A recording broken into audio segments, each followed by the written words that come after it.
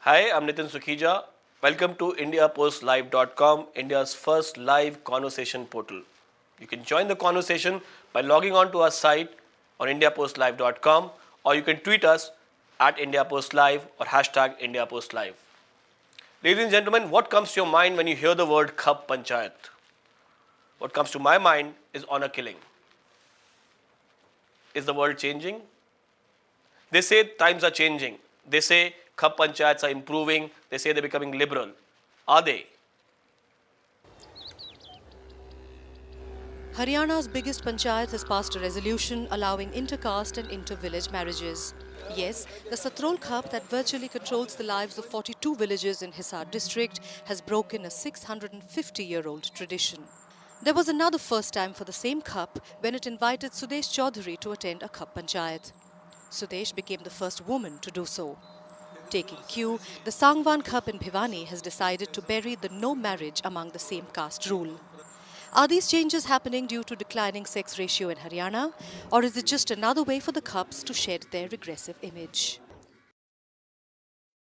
With me today in studio is Dr. Jagmanti Sagwan, General Secretary of EDUA, and joining me on Google Hangout is Sudesh Chaudhary, first female member of a Khap Panchayat.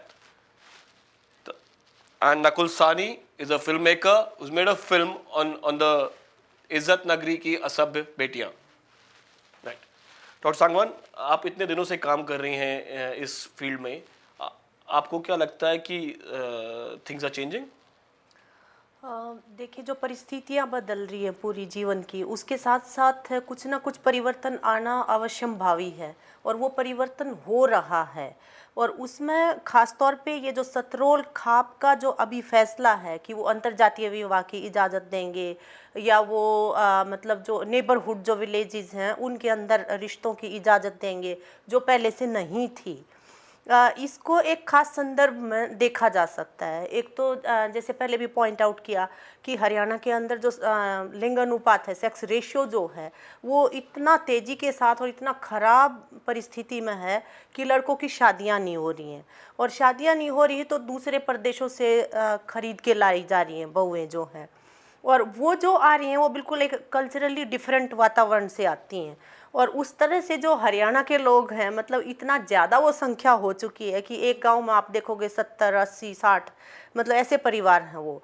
तो वहाँ के खुद के मतलब उन लोगों के लिए एक थ्रेट वो फील करते हैं कि कल को मतलब क्या होने जा रहा है हमारे सामाजिक सांस्कृतिक पूरे इस परिवेश का. तो एक तो ये जो परिस्थिति का दबाव जो है ये उनको सोचने के लिए मजबूर कर रहा है. इसके साथ साथ खास तौर पे ये जो क्षेत्र है जहाँ की ये सतरोल खाप और ये सारी जो खाप्स हैं, वहाँ पे पिछले दिनों बहुत ही तीखा दलितों के ऊपर हमले हुए वहाँ, और बहुत भीषण मतलब एक तरह का ना संघर्ष चलता रहा है बार बार, और जिसके अंदर जो खाप जो है उनके द्वारा उत्पीड़न के केसेस और वो सारे. और वर्तमान समय में भी आप जंतर मंतर पे देखें तो पूरा एक गांव के जो दलित जो हैं जो बहिष्कृत हैं वहाँ से, वो वहाँ पे धरना लगा के बैठे हुए हैं.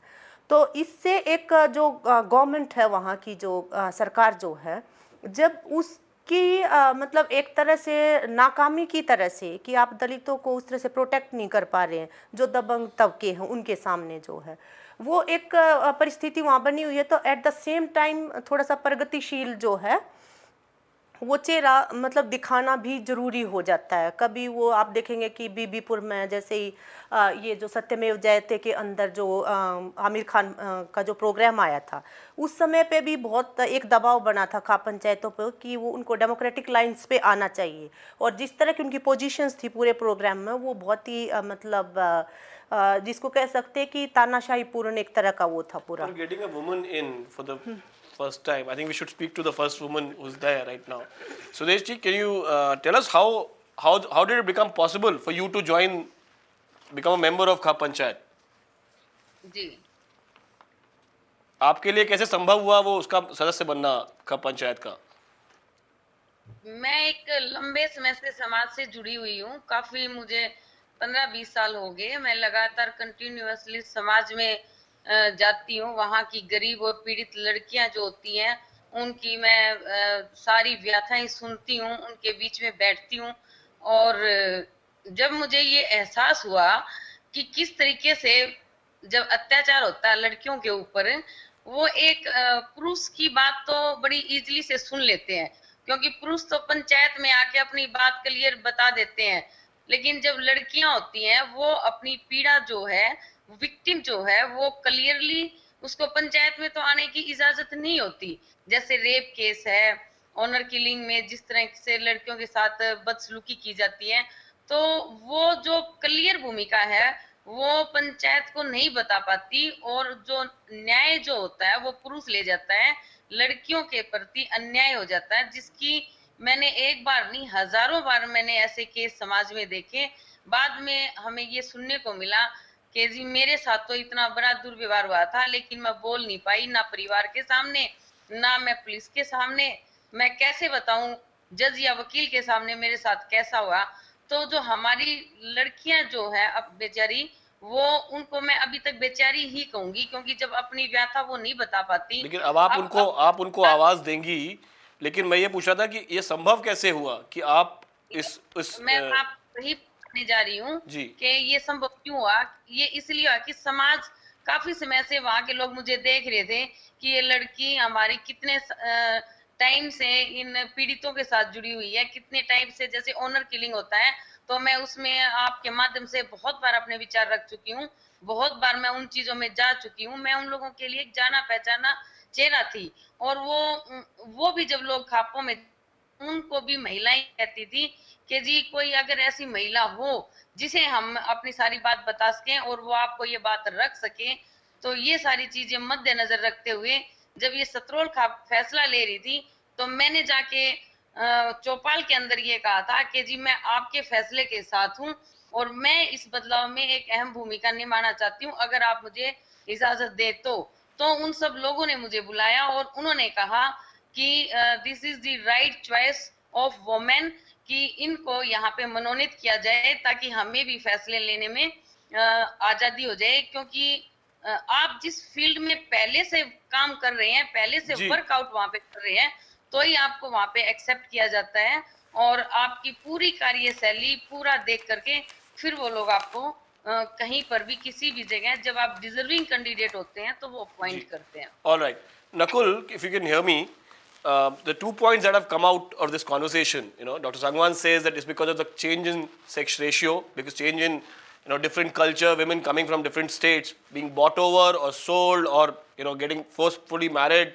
So that insecurity, and this one woman who's saying that women needed representation for a long time. Finally, one Khap Panchayat decided, okay, let's have a woman who will represent the girls. So what changes do you see?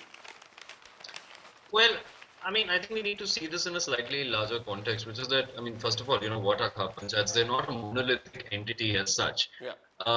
Different Khap Panchayats have different dynamics. They all have different political groupings that are in some way influencing different Khap Panchayats. And you'll find Khaps where there'll be more than one person claiming to be the president of the same Khap and so on. So to suggest that this is in any way reflective of the Khap Panchayats per se, a majority of the Khap Panchayats is not true. Secondly, like Jagmati ji herself mentioned, that in the past also when they were getting a lot of bad press, the Khaps had this so-called women's panchayat in Bibipur, which was also again quite a sham. In fact, when some of the women in that panchayat tried to raise some of the most pertinent issues about the women's right to be the women's right to their ancestral property and land, they were immediately silenced. You see, so the point being that even in fact in the case of the Satrol Khap, one of the taps that comes, the tap is again, I mean, a bunch of clusters of villages that come under a certain Khap. So the Petwar tap, which is under the Satrol Khap, has also come out against the decisions by the Satrol Khap. So I don't know, I'm not particularly how do I put it? I don't necessarily see this as I think this is some kind of tokenism really, and nothing more Okay, than so that. it's window dressing is no more than window dressing, you say. Dr. Sangwan, I really it's a this is valid point that he's made. That it's basically your voice will never get heard. You will never be able to make your voice. Okay, you have one representative, but she won't make a difference. देखिए, जैसे नकुल ने कहा पहले भी, कभी किसी खाप ने कभी किसी खाप ने किसी महिला को पिकअप किया, उसको मतलब जितनी देर तक उनका काम चलना था उस तरह से रिप्रेजेंटेशन का वो किया उसके अंदर। और असल में मतलब जो सवाल यहाँ पे है, मुख्य सवाल वो ये है कि जो संवैधानिक व्यवस्था है मैरिज को लेकर, उसको मतलब जो प्रावधान है उसको लेकर, उसमें अगर आप उसको विकसित करने के लिए, जैसे अंतर्जातीय विवाह, चॉइस मैरिज का राइट है इंडिविजुअल का, if there is anybody or any institution those who want to play a role to promote that issue and positive aspect of it, they are most welcome.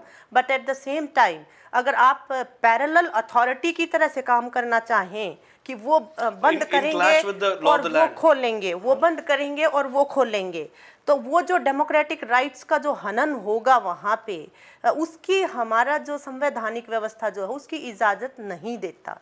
जैसे नकुल ने कहा कि आप, सतरोल खाप ने कहा कि आप अंतर्जातीय विवाह कर सकते, पेटवाड़ खाप ने कहा कि नहीं हम नहीं मानते, तो नागरिक क्या करें उसमें? एंड मतलब क्यों कोई भी ऐसी बीच की एजेंसी को इस तरह का मतलब जिसको कहते हैं कि एक्स्ट्रा कॉन्स्टिट्यूशनल राइट्स किस तरह से दिए जा सकते हैं मतलब। और उससे पहले भी जब हम ये कहते रहे हैं कि ये इस तरह से अपना थोपते हैं अपनी व्यवस्थाएं, और जब कोई नहीं मानता तो ऑनर किलिंग होती है, ऑनर क्राइम होता है, तो वो हमेशा कहते रहे कि नहीं नहीं नहीं हम कभी ऐसा नहीं करते हैं।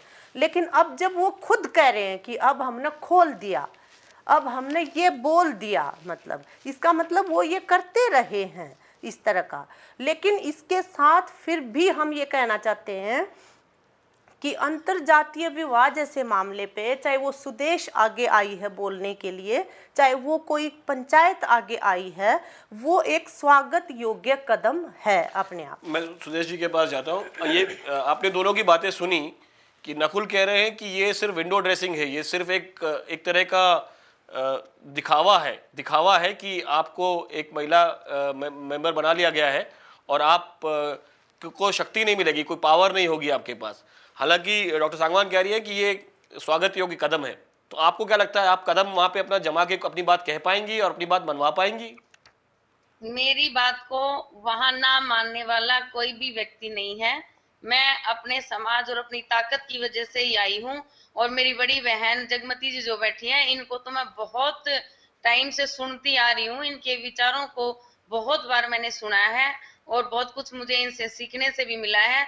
और ऐसी और भी हमारी बहुत सी बहनें जैसे कई बार हमें मिल जाती है, चाहे वो हमारी ग्रामीण महिलाएं भी हैं, ये ताकत सबसे इकट्ठी होती है। और मैं आपको पूर्ण विश्वास दिलाती हूँ, मैं मेरा संगठन ग्राम में हर तपे के अंदर और हर खाप के अंदर अपने हिसाब से चुनूंगी। मेरी आवाज को कोई नहीं दबा सकता। पर और ना सुदेश ही जी, मैं पेटवार खाप अभी बोल रहे हैं कि ये तो सब मतलब जो भी डिसीजन आपके खाप ने लिए हैं वो सब बेकार है, वो नहीं मानेंगे और वो अपोज कर रहे हैं इस बात को। बिल्कुल, जब कानून हमें इसकी इजाजत देता है, और जब ऐसे तो बहुत से कानून हमारे साथ होता है, जिस चीज को कानून ने इजाजत दे दी उसको कोई और अन्य खाप रोकने वाला कौन होते हैं? जब समाज के अपने हमारे अधिकार है, हमारे अपने राइट्स हैं, we are as human being also there, we can take any decision what we want. जहां पे हमें कानून इजाजत देता है तो उसको कोई नहीं रोक सकता। नहीं, पर जब आप कानून की बात कर रही हैं, जब आप कानून की बात कर रही हैं तो आप देश के कानून की बात कर रही हैं या सतरोल खाप के कानून की बात कर रही हैं? जी नहीं, मैं बेसिकली कानून की बात कर रही हूँ, जो कानून ने हमें इजाजत दे दी कि आप इंटरकास्ट मैरिज कर सकते हैं। हाँ जी। और खाप भी को बढ़ावा दे रही है कि जी आप कर सकते हैं, और हमने ये बंधन खोल दिया। अगर कोई व्यक्ति विशेष अपने किसी रीजन से अगर उसमें बांधा अड़चन डालता है तो वो वैसे ही डाल सकते हैं। सतरोल खाप में आके वो किसी व्यक्ति को दंडित नहीं कर सकता, क्योंकि कानून ने इजाजत दे दी, खाप ने इजाजत दे चुके हैं खाप भी, तो फिर वो कैसे किसी के नाराजगी का उस पर कोई असर नहीं पड़ेगा। पर आपको क्यों इसमें तो बहुत सारी जो कंट्राडिक्शंस हैं सुदेश, जैसे सांगवान खाप है, अभी सांगवान खाप ने कहा कि वो भी अंतरजातीय विवाह की जो है वो इजाजत देंगे, लेकिन एट द सेम टाइम वो उस खाप के क्षेत्र से बाहर करनी पड़ेगी अंतरजातीय विवाह जो करना पड़ेगा।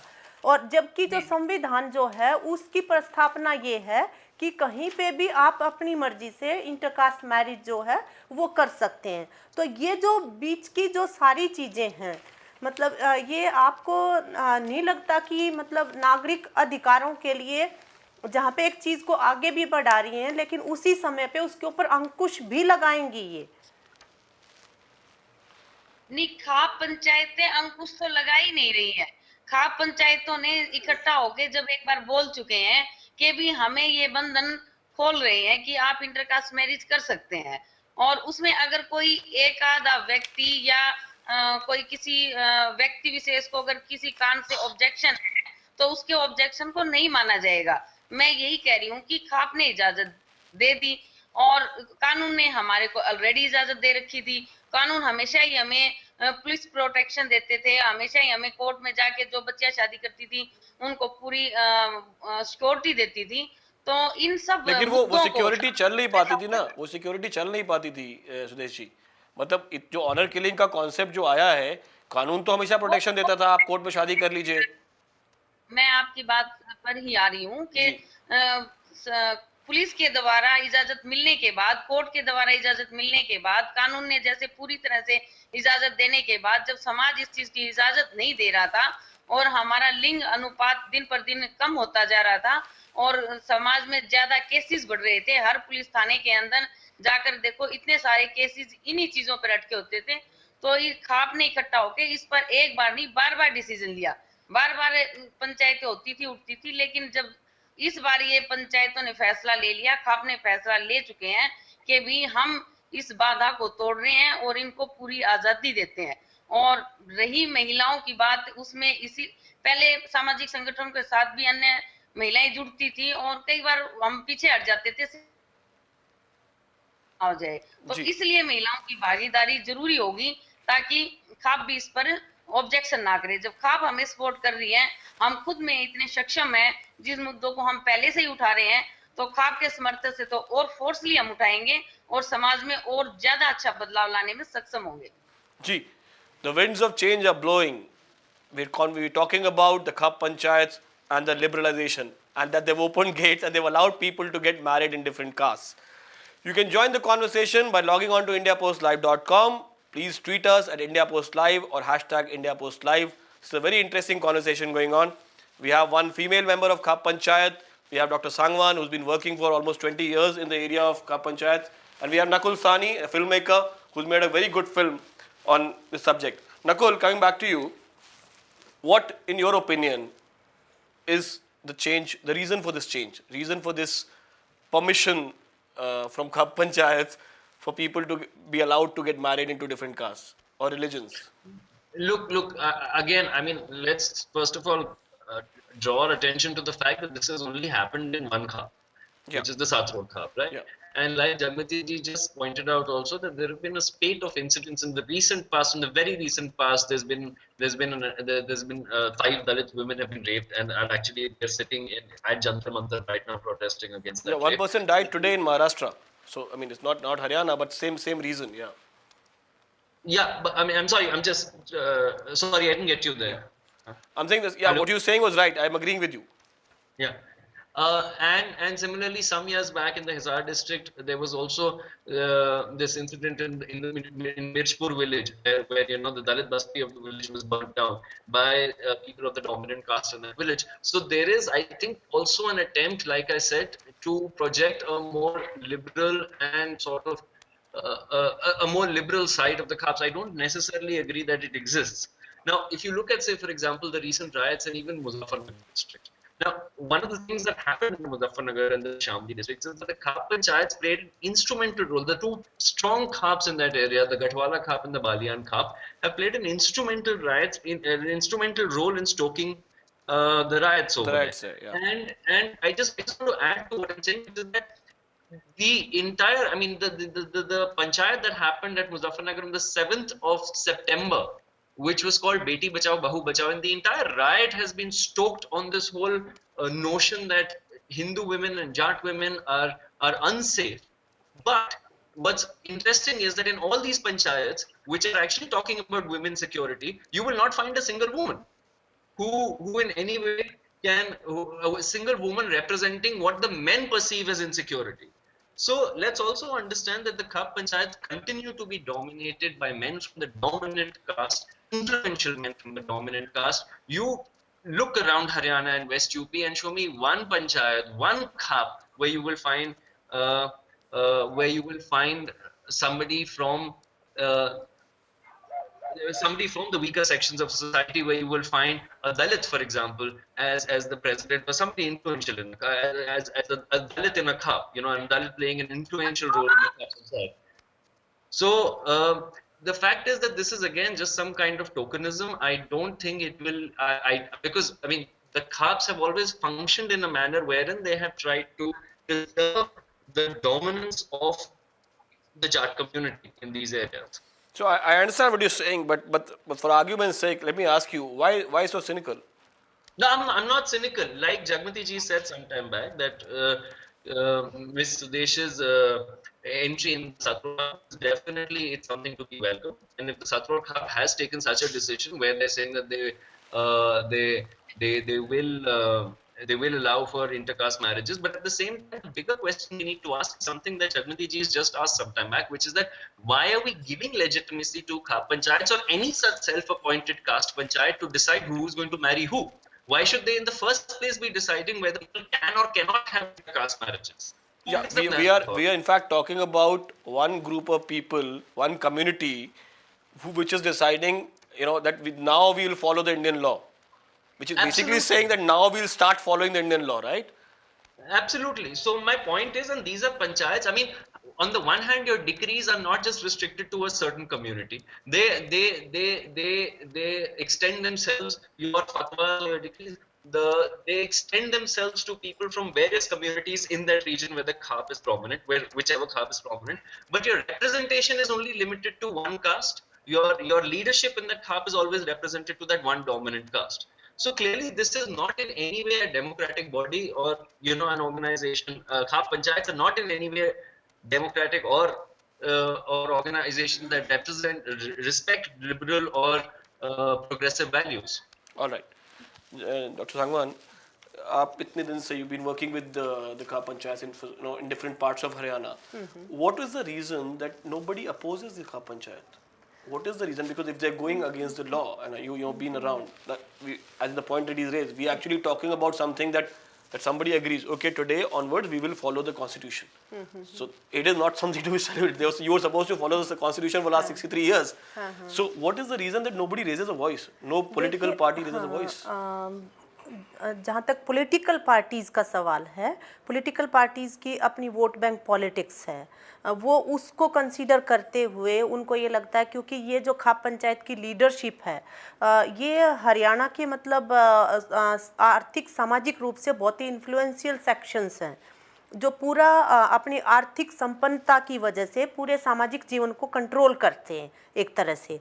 तो उनको लगता है कि पूरा वोट का जो पैटर्न है वो इनसे प्रभावित होता है, तो वो तो उनके साथ हैंड इन ग्लव्स रहते हैं। और ये ही अफसोस की बात है कि हरियाणा के अंदर इतने नौजवान लड़के लड़कियां जो हैं वो मारे जाएं, या दलितों को बहिष्कृत कर दिया जाए, या किसी भी मतलब सिटीज़न के जो हैं, जो ह्यूमन राइट्स जो हैं, उनको कुचल के रख दिया जाए, तो वहाँ पे कोई कार्रवाई जो है वो होगी नहीं, क्योंकि आपका जो पूरा मुख्य राजनीतिक पार्टियाँ, आपकी सरकार जो है, आपका जो प्रशासन जो है पूरा, वो उनके साथ खड़ा रहता है। लेकिन जहाँ तक ये तथ्य है कि उनके खिलाफ़ कोई नहीं बोलता, ये मतलब सच्चाई नहीं है। हकीकत ये है कि हरियाणा की महिलाओं ने इनके जो फतवे हैं, जो इनकी मतलब ह्यूमन राइट्स के खिलाफ जो भी आज तक मतलब हमलों की जो पूरी एक क्या कहें जिसको सिलसिला रहा है, उसका विरोध किया है। दलित जो हैं वो आज भी जंतर मंतर पे वहाँ पे बैठे हुए हैं, और जो ये कहा जाता है कि मतलब इनका जो ये बोल देते हैं वो उसको सब मानते हैं, वो कंस्ट्रक्टेड विल है, वो असल में उनकी अपनी विल नहीं है लोगों की। लेकिन क्योंकि गांव के अंदर ये जो हैं बहुत हेजेमोनिक सेक्शंस हैं, वो उनके ऊपर जो भूमिहीन तबके जो हैं उनके ऊपर निर्भरता है बहुत तरह से। जो फाइनेंशियली स्ट्रांग हैं वही खप के सरदार हैं। हाँ, तो जो जो फाइनेंशियली वीकर सेक्शन है आर्थिक रूप से जो प्रभुत्वशाली हैं वो सामाजिक जीवन को जो है वो कंट्रोल कर रहे हैं, नियंत्रित करते कंट्रोल हैं। कर रहे हैं। तो उस वजह से फिर जो लोग हैं वो उतना मुखर रूप से अपनी बात जो है वो अच्छा, बोल नहीं एक पाते। बात और बताइए, when did this killing start? Because initial day earlier it was about बिरादरी से बाहर कर देंगे, ठीक है तुमने ये काम किया, ये बिरादरी से बाहर कर दिया, हुक्का पानी बंद करना जिसे बोलते थे। ये मारना कब से शुरू हुआ, कि इसका इतिहास देखिए, कितना पुराना जो मारना जो है ये बहुत पहले से ही चल रहा था और ज्यादा व्यापक पैमाने पे चल रहा था, लेकिन उसके खिलाफ आवाज उठाना जो है, सरकार के खिलाफ बोलना एक चीज है, प्रशासन के खिलाफ बोलना एक चीज है, लेकिन जब आप अपनी कम्युनिटी के खिलाफ बोलते हैं, वो तो हमने देखा है ना कि कितनी भारी कीमत आपको अदा करनी पड़ती है। आपको एक जायज़ बात कहते हुए भी विलेन की जगह पे खड़े कर देते हैं। राजा राम मोहन राय के साथ मतलब क्या किया, वो सावित्रीबाई फुले जो वो अपनी कम्युनिटी के जब छुआछूत के खिलाफ क्या, सेम यहाँ पे था। ये था कि जैसे हमारा जो संगठन है एडवा, जिसने इसको इशू बनाया पूरा, और दूसरे प्रांतों में भी ऑनर किलिंग है। आपके साथ सागवान खाप ने हाँ हमें आपको कैसे ट्रीट किया गया? मतलब हमें तो इस बात पे भी कि हम अपना, मेरा जो सरनेम है, मैं इंटरनेशनल वॉलीबॉल प्लेयर हूँ, मैंने अपना सरनेम वहाँ पे उस समय पे हमने असर्ट करना शुरू किया। हरियाणा की लड़कियों ने, जब लड़कियों के लिए सरनेम लगाने की कोई इजाज़त ही नहीं थी, तो हमने उसको असर्ट करके, और अभी भी मैं वही लगाती हूँ। तो इतने ज़्यादा दुष्प्रचार की उसने तो खुद अपने गोत्र में शादी कर रखी है, ये जो हैं ये हरियाणा की संस्कृति को खिलाफ वो करने वाले हैं, ये वो तमाम तरह की मतलब जो चीज़ें हैं ना, वो आपको हम यहाँ पे मुझे लगता है कि थोड़ा सा हल्के उसमें चली जाएंगी चीज़ें, बट मतलब मैं ये कहना चाहती हूँ कि कम्युनिटी के खिलाफ आवाज़ उठाने के लिए बहुत बड़ी कीमत देनी पड़ती है, इसलिए लोग बोले नहीं उसके खिलाफ, वो चलता रहा बदस्तूर वहाँ पे।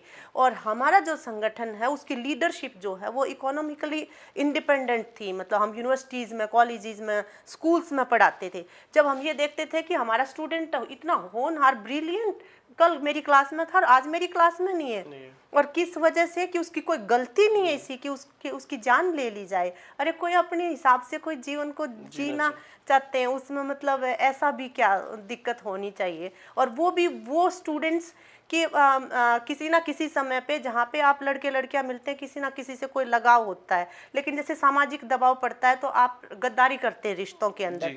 लेकिन those who are being killed, they are the individuals who asserted, who've chosen the way of life. I mean, yes, और उसको फेस करने के लिए वो खड़े हुए, वो बेटर इंडिविजुअल्स हैं, बेटर ह्यूमन बीइंग्स हैं, जिनको एलिमिनेट किया जा रहा था वहाँ पे।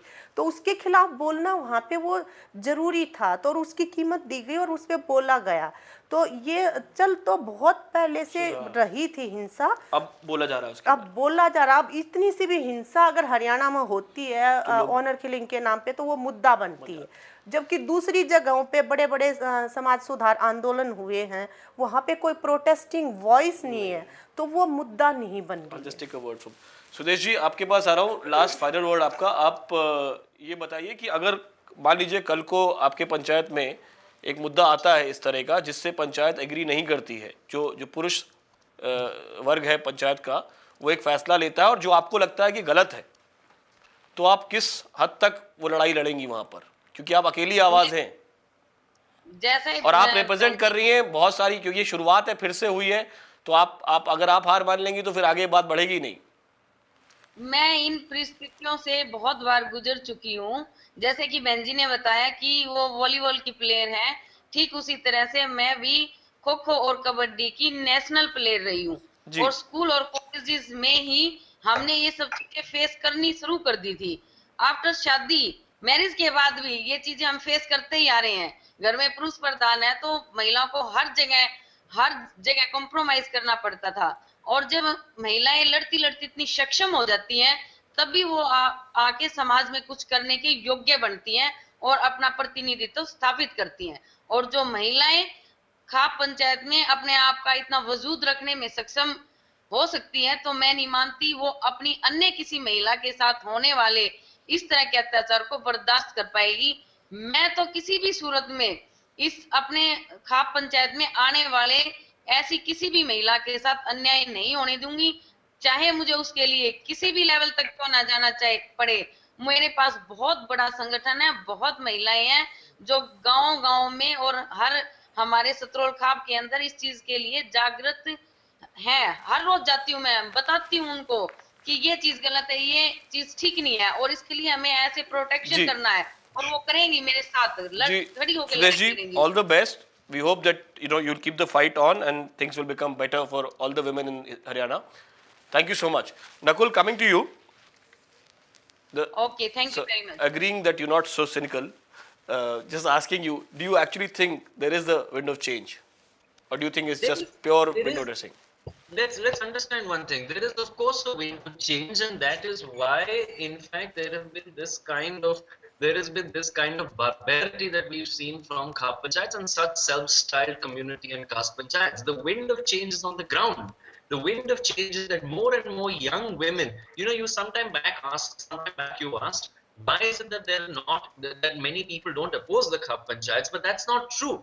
The truth is that Jagmati ji is sitting right there with you, and so many other women in her organization. These are people who have opposed the Khap Panchayats on the ground. The wind of change is that actually there are so many young women who are beginning to assert their independence, who are beginning to assert their right to lead a choice, to right to lead a life of their choice, and to marry someone of their choice. You see, and that is what is breaking the very foundations of a caste society and of a patriarchal society. Now, this is actually the real wind of change, and it's there. It is these young girls who are challenging a caste society by making such decisions, because of which we've had actually. So the Khaps really, in that sense, are a reactionary force who've come in to stop these women. The Khaps had actually become rather insignificant after independence. It was only towards the late 90s and the early 2000s that they suddenly sprung up again. So they are here actually to stop these women from challenging a caste order and gender order and gender hierarchies. So I really think that there is of course a wind of change, and a very positive wind of change. And I am glad that this wind of change has actually pressurized the Satrol Cup to take a slightly liberal position themselves. Right. Thank you so much, Nakul, for joining us. Thank you, Bhagwati ji. The wind of change is blowing.